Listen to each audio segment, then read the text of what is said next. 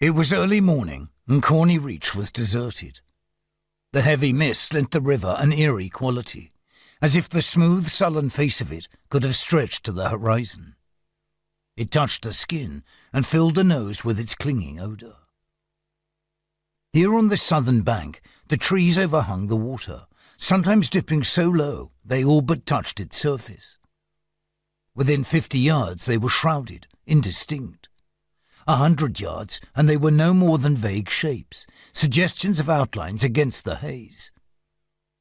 The silence consumed everything except for the occasional whisper of the incoming tide over the stones, or through the tangled weeds close under the bank.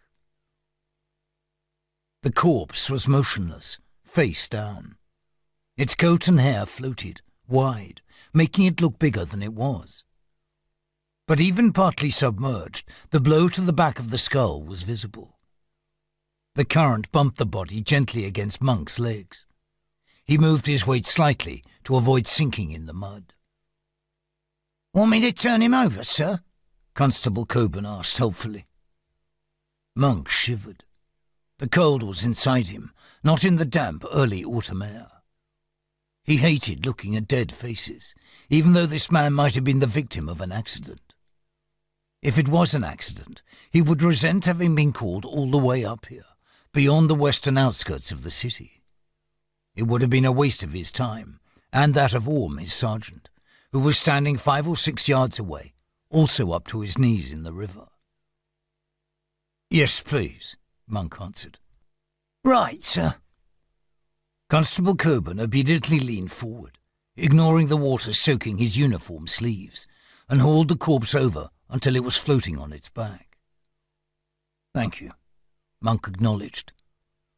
Orm moved closer, stirring up mud. He looked at Monk, then down at the body.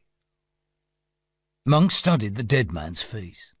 He seemed to be in his early 30s. He could not have been in the river long, because his features were barely distorted. There was just a slight bloating in the softer flesh, no damage from fish or other scavengers. His nose was sharp, a little bony, his mouth thin-lipped and wide, and his eyebrows pale. There seemed little colour in his hair, but it would be easier to tell when it was dry.